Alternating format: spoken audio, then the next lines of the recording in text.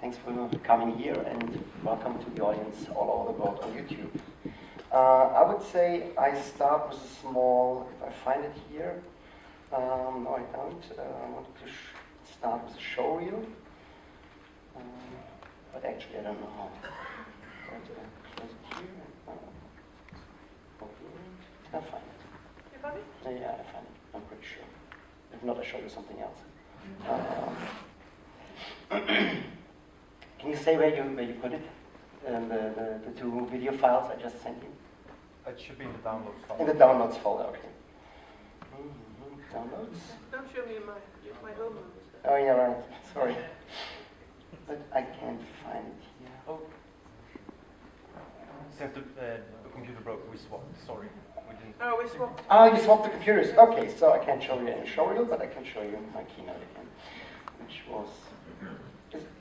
Can you hear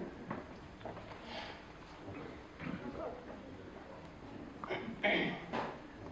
There it is. Great. Sorry. Good work. So yeah, as already introduced, we met on the European film market. I'm from Berlin, so this is kind of a home play for me, the Berlinale. We have another branch in Hamburg, and there's where I started my company initially 10 years ago on stereoscopic 3D. Like 8 or 9 years ago, we went to Berlin as well and started our first 360 or 180-degree projects. It was more for dome projection systems, trade shows, stuff like that, as VR glasses were not that common in these times. So yeah, we did a lot of 180 to 360 stuff in these years, like 1 or 2 projects in these years, and like 3 or 4 years ago, we started doing it as a single business in a way, connected to our stereoscopic 3D movies. And since more or less 1 year, we took this brand in VR out of my initial company, Real FM International, and made it an outstanding for them for itself company. So we're doing basically all kind of virtual reality stuff, 360 video and interactive gaming. As most of the people working in my company are connected to or learned their skills on film schools, we are always a little bit more on real images and on film than on gaming and animation, but CG environments or VFX could be included as well. Perhaps I just introduce the company a little bit. It's like 4 separate parts in there. We have the production part where we do some consulting, development of our own projects, and the basic production work that is done on set. Then we have the post-production things like stitching, VFX, and so on. The third part is what is very essential in this field, still is research and development on camera technologies, hardwares, and of course workflows. And the fourth part is the rental and sales part where we rent out the equipment that we have in-house, that we develop with different partners and so on. So that's basically everything in words, what I could have shown you in the showreel. Now I'm going through points. Yeah. Still, as I said, we started working with 360 environments quite time ago. For us, VR is something that comes now to the market or is there since I would say like a year or perhaps 1.5 years for commercial use. So it's still a pretty unexplored field and constantly evolving. We are seeing projects, new projects all the time, and we see creative approaches in there that are completely different to what the dogma says, what you are allowed to do in virtual reality or what you are not allowed to do. So of course it always depends on the technologies that are available, but as well on the creative approaches that are connected to the usage of the technologies. And regarding this, I would say virtual reality is still a very unexplored field. So, of course, we still need further development in the points of storytelling. That's crucial because I think that's something you can do without any limits. Technologies that are needed to shoot your creative ideas properly. Of course, cameras. We know there are several rigs from consumer cameras in a 3D printed rig up to professional camera systems that are pretty expensive. We are still dealing with frame rates, which are crucial, connected to aspects like motion sickness in virtual reality experiences. So cameras need to improve frame rates as well as the systems where you can watch them on. As we know, right now I would say the bottleneck for the mass market is more or less the smartphone industry, as we need higher developed displays and processing in there for getting higher frame rates in bigger resolutions. And of course we have, that's a big point, the VR devices, what I just mentioned, but as well we need the proper environments for that. That's something that's pretty unexplored right now. That I know in Berlin we had a VR cinema. I don't know if you had it in Stockholm as well until now, that you have like 30 VR devices there. You can buy a ticket, watch documentary content or splatter movies, something like this. In Berlin it closed pretty fast again, as they started in the summertime, which is not the best period in the year to start a VR cinema, but I think it was even more connected that people are not aware of virtual reality and what they can get there and if it's worth the price paying for a ticket. Then you have a couple of different VR experiences in there. I will come to that point in the end of my presentation, I think, but some are meant to be watched while sitting, and you need a swivel chair to turn around all the time because you have to watch all the 360 degree. And others are meant to watch standing, and some others are meant to watch lying on your belly and flying around. So if you connect all these three kinds of experiences in one 15-minute show, none of these three will perform properly. So people who are bringing virtual reality content to the audience have to think about building a proper environment for that. So we don't have any 16:9 environments anymore, and that's something people are talking a lot about, how to work with storytelling tools that they know from broadcast or from cinema world, how to work with these tools now in 180 degree or 360 degree. By the way, I'm mentioning 180 degree here as I think personally it doesn't need to be 360 degree all the time, or even if you have a full sphere with 360 degree, the whole play doesn't have to play in all these 360 degrees. You don't have to bother the audience by making them turn around all the time and not knowing if they miss something on the other side of the sphere. So perhaps sometimes it makes much more sense to give them a 180 degree or 220 degree field of view or something where the story happens, and not try to make everything in 360 happen. But it's still definitely something else than working in a 16:9 environment and having the tools of editing that are not so much explored for virtual reality. But as well, I think it needs different tools, different approaches for editing in 180 degree and 360 degree. Last but not least, I will not go too deep in there, but we've seen already the slide from Annika about how many players are already in there, and I think it's not even 10%, perhaps it's not even 5% of the players that are really working in the field right now, all these big brands that we just seen on that slide. I don't know how many people are working in Stockholm or in Sweden on virtual reality, but I would say even in Berlin we have more than 100 companies doing some virtual reality stuff right now, and it's getting bigger and bigger. But everybody questions themselves right now, what's the market for that? How to finance these projects? In Germany we have limited funding for self-developed projects, and of course there is this huge commercial market right now, but there is no real information about financing projects properly right now and getting return on investment, what's the market numbers and so on. So this is something we have to keep in mind as well, I think. So going more to the creative work or the storytelling work, the basic questions we ask ourselves all the time, and it's still unanswered, and we just heard, there is this first feature film length piece now, and everybody discussed for years now, is it even possible to tell a feature film length story in virtual reality? I always said yes, it is. It just depends on the creative approach, and we will see if the Jesus piece will be the right approach. But in general, you have to ask yourself what's the comfortable length for what you want to do. It's not about I want to do a feature film and then I have to develop a story that fits in these 90 minutes, but perhaps as we have a new medium, the right approach would be to think about, okay, I have a story, I have something to tell, I want to tell something to an audience, and this needs this amount of minutes to tell that story properly. And of course, we have these measurements, like most of the people stay in a virtual reality experience or in a 360 video experience with virtual reality glasses, like around 10 to 15 minutes. This seems to be an amount of time where most of the stories are properly told on the one hand, and on the other hand, people are still feeling comfortable with wearing these glasses.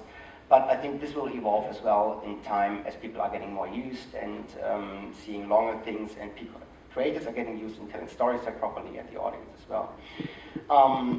Talking about the realization of the visual concept is always the question, how do I stage this in a 360 environment? So again, the point that I mentioned already before, do I really need the 360 environment, or do I have one sweet spot more or less in one direction? Of course, the audience in more quiet seconds, the audience can look around a little bit, but do I have to force them all the time to use the 360 environment? And if I do that, how do I do that? How do I stage that? Where do the actors come into the framing, and how do I bring the audience to follow perhaps, and then realizing, over there is what I should see, that was just the entry point for me. This can be done definitely by using audio as well. We know stereo, 5.1 and so on systems, but these are not really proper for virtual reality, so at least binaural sound should be used, or spatial if possible. This is again in a way connected to where you want to showcase it afterwards, as not all devices are capable of bringing spatial sound to the audience. But if you are able to work with spatial sound, that helps you a lot to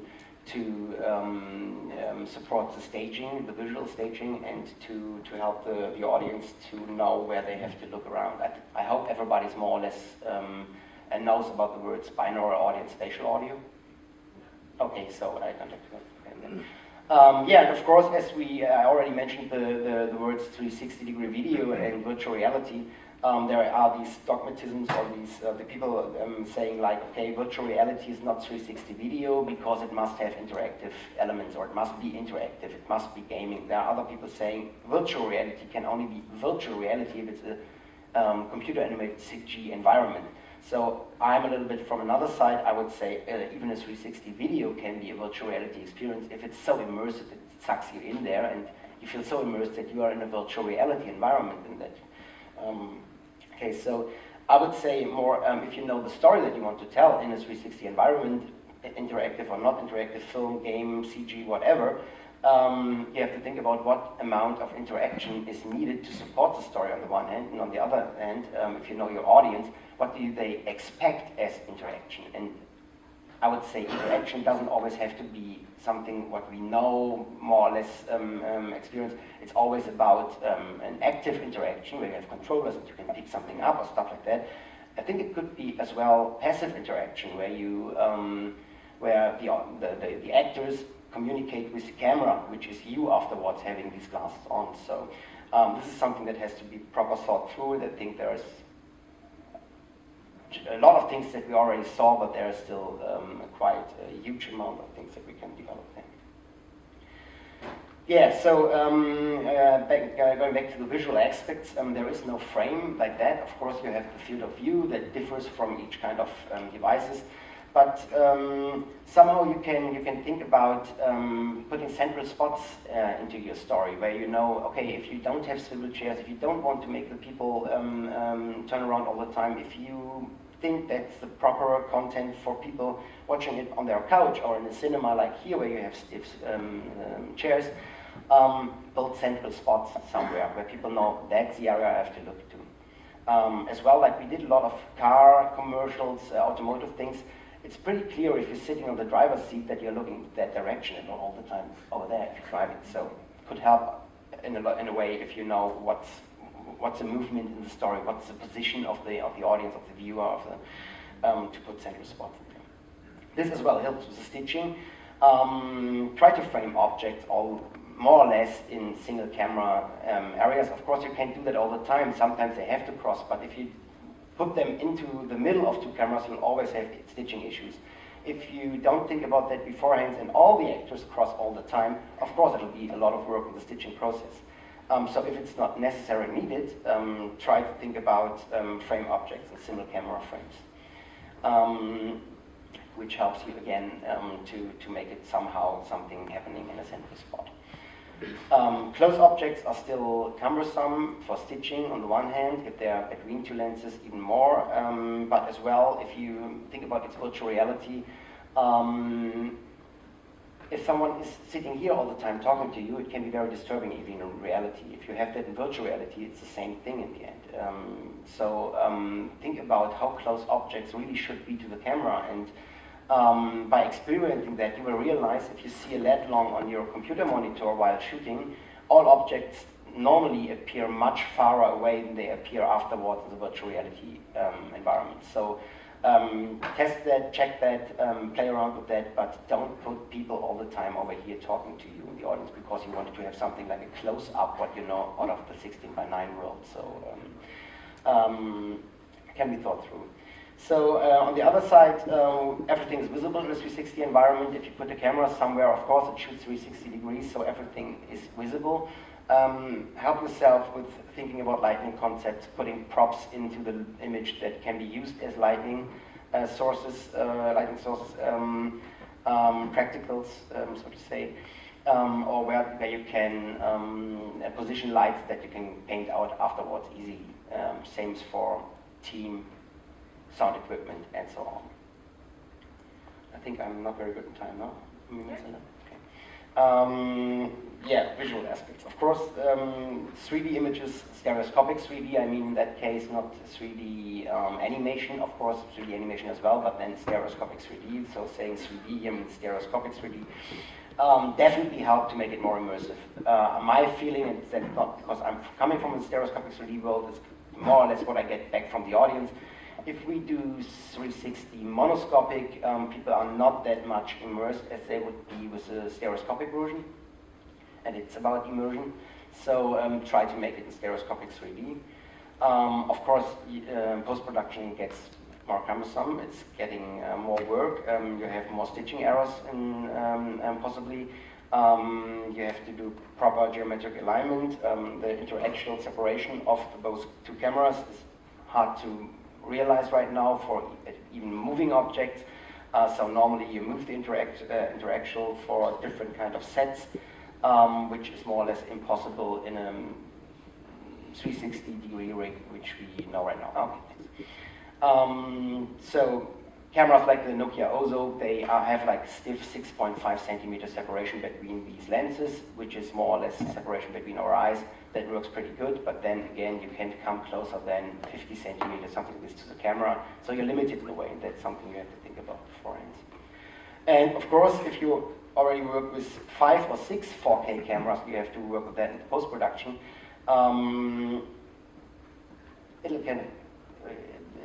Resources are getting to an end pretty fast. So thinking about having that stereoscopically, like 12 cameras or 14 cameras in a GoPro rig, you need a lot of rendering power in the end, and you need a lot of power to work in real time. And I think working in real time and sometimes putting the glasses on while editing is crucial to always prove if your story works in virtual reality or not.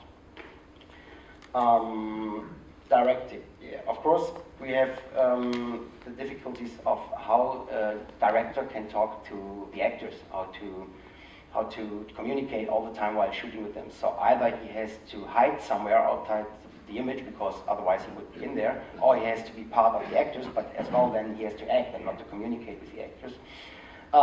So this is something we don't have a final solution for that because each project works different like that, but it happens very often that the actor does like 5, 6, 7 rehearsals, and then we shoot one piece, a narrated piece, and then he watches it afterwards and decides if he needs a second take or not, which can take some time. So think about if there's a place to hide for the actor, for the director, or even more people of the team to control the image, to control the play. Yeah, actors as well are somehow always in the image. So TV actors know the situation of I'm in front of the camera, and if I'm not needed anymore, I'm going over here, then I'm out of the frame. This doesn't happen anymore in 360 environments. So I know a lot of actors who have to work on how to say body pressure and so on, even if they are not in the on right now, they are still in the image, so they can let themselves go. So both in a way can be helped out with having a proper live preview on set. Again, the sound thing helps for the director as well if he has a proper sound setup, at least a binaural headphone setup that he can listen to the sound already on set and get a glimpse about where people are coming from, where's different sounds in the environment where he's playing. Yeah, and this, the last thing here is real or animated human parts in frame. As we got a lot